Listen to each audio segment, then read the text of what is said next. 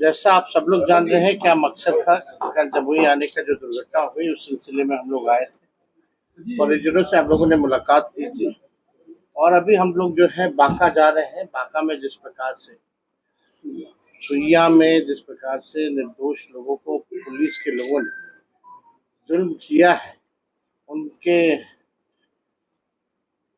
लगातार जो है इस तरह का प्रशासन जो है आम लोगों पर जुल्म ढाने का काम कर रहा है।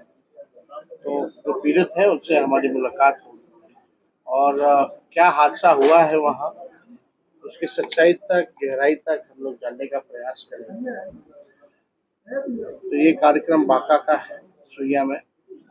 लेकिन आप देखिएगा दिन प्रतिदिन जो है हम शुरू से कहते रहे हैं, बेरोजगारी, महंगाई, पलायन। बिहार में सबसे ज्यादा गरीबी है, बेरोजगारी है, पलायन है। जो बजट भी आया बिहार सरकार का, उसमें गरीबों के बारे में कुछ भी नहीं।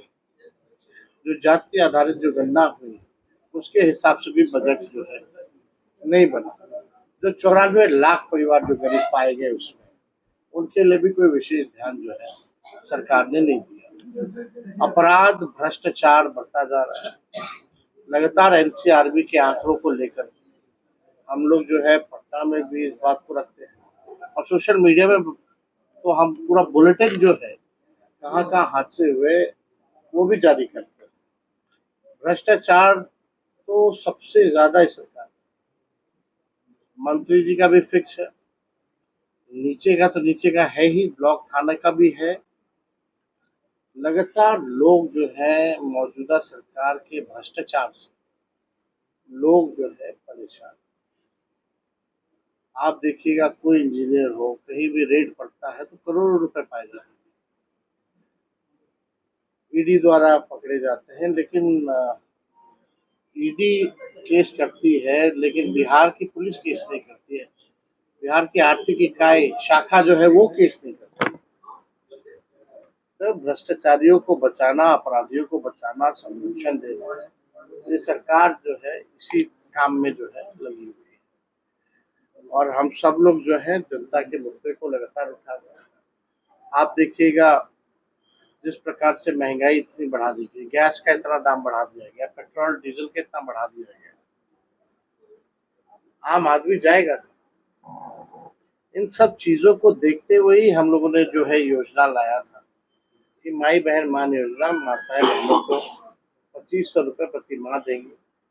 गैस सिलेंडर जो है 500 रुपया किया जाएगा। वृद्धा पेंशन 400 से 1500 हम लोग करेंगे। ये इसी दिशा में है ताकि लालू जी ने जो सामाजिक न्याय किया, अब समय है आर्थिक न्याय देने का, आर्थिक न्याय करने का।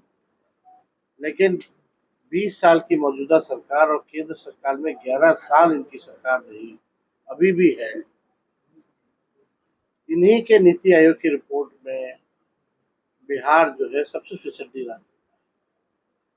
तो 20 साल इन लोगों को मौका मिला, 11 साल केंद्र में मिला। यूं का त्यों बिहार बल्कि और बदतर स्थिति में जा रहा है। बड़े पैमाने पे पढ़ाई को लेकर के, शिक्षा, रोजगार, चिकित्सा को लेकर लोग पलायन कर रहे हैं। और जो यहाँ व्यावसायिक वर्ग है, जो वैश्य समाज के लोग हैं, लगातार जो है उन पे हमले हो रहे हैं, लगातार जो है डकैती की जा रही है, बैंक रॉबरी हो रही है, एटीएम उठा के ले जा रहे हैं, ज्वेलरी शॉप्स जो है उसकी चोरी की जा रही है। ये मतलब आम बात जो है बिहार में बन के रह गया। मुख्यमंत्री अचेत अवस्था में, उनकी स्थिति हम लोग सब लोग जानते हैं क्या है, इस पर हमको कोई टिप्पणी नहीं करना हमको। लेकिन अब मुख्यमंत्री जी टायर्ड हो चुके हैं और रिटायर्ड अधिकारी से बिहार और टायर्ड मुख्यमंत्री से बिहार अब चलने वाला नहीं है। बिहार के लोग परिवर्तन चाहते हैं, बदलाव चाहते हैं। बिहार के लोग जो है अपने राज्य को विकसित देखना चाहते हैं और केंद्र सरकार ने भी बजट में बिहार के साथ सौतेला व्यवहार किया। प्रधानमंत्री जी भी आए तो हम लोग तो पूछते हैं भाई कि आप 11 साल में गुजरात को कितना दिए और बिहार को कितना दिए, इस पे बात करें। कहीं कोई बात नहीं। प्रधानमंत्री आते तो बोलते अब बाढ़ को लेकर के हम लोग काम करेंगे, तो इतना दिन से क्या बाढ़ निमंत्रण कर रहे थे क्या? बाढ़ को निमंत्रण दे रहे थे? 11 साल तक क्या किया बिहार के लिए? बाढ़ को लेकर के स्पेसिफिकली क्या किया प्रधानमंत्री? ये 11 साल की इनकी एनडीए की सरकार। अब ये लोग जागे तो इनके कथनी और करनी में भारी अंतर है। और इस बार बिहार की जनता जो है मौजूदा सरकार से अपना पिंड छुड़ाने का काम करेगी, इन लोगों को सबक सिखाने का काम। तो और कोई सवाल है?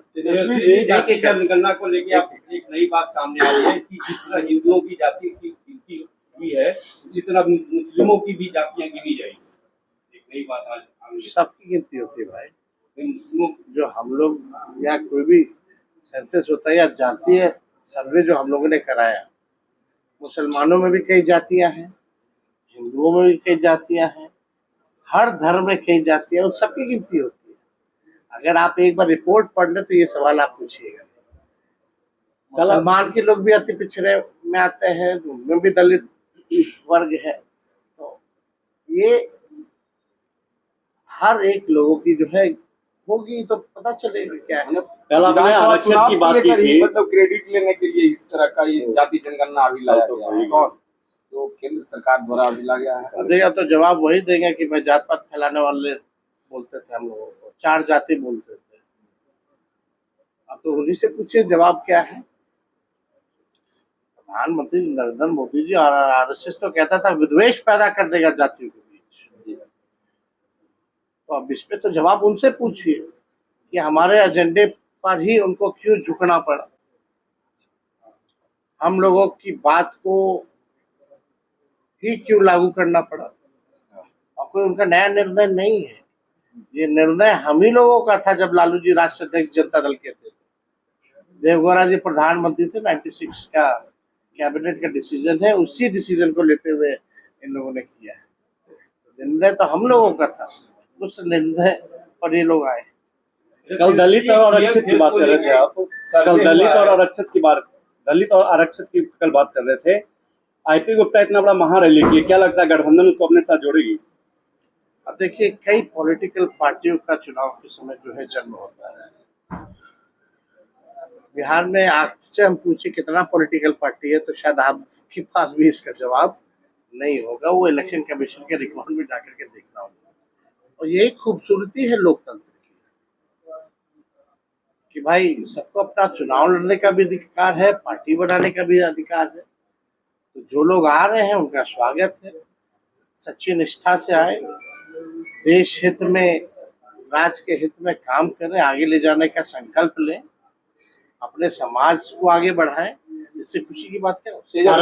सर्वे आया सीएम फेस को लेकर जिसमें 35% के साथ आप 1 नंबर पे है, 2 नंबर पे नीतीश कुमार है। क्या देखिए, हमको अपने आप पे विश्वास है, बिहार की जनता पर विश्वास है। जो आदमी व्यक्ति जनता के दुख सुख में रहेगा, जनता उसको आशीर्वाद देगी, प्यार देगी। इस सर्वे का कोई हम इस पर ध्यान नहीं देते कौन किसको आगे बढ़ाया है, कौन किसको पीछे ढकेल रहा है।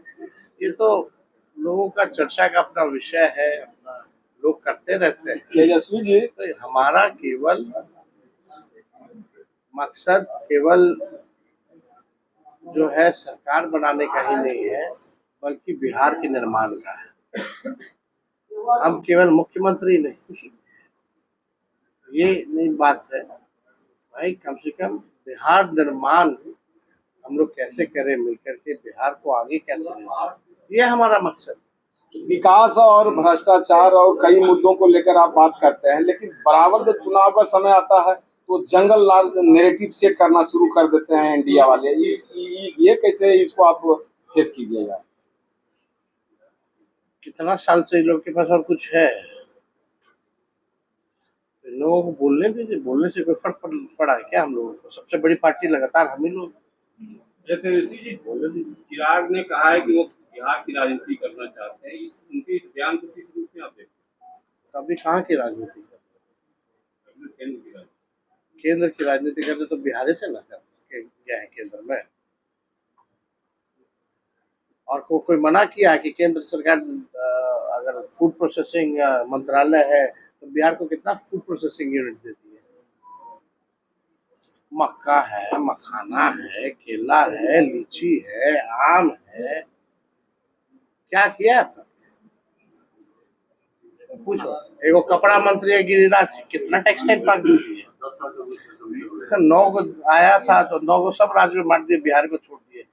बोल रहे हैं कि बिहार जो है इसका जो वो फिलअप नहीं कर पाता, क्राइटेरिया फिलअप नहीं कर पाता।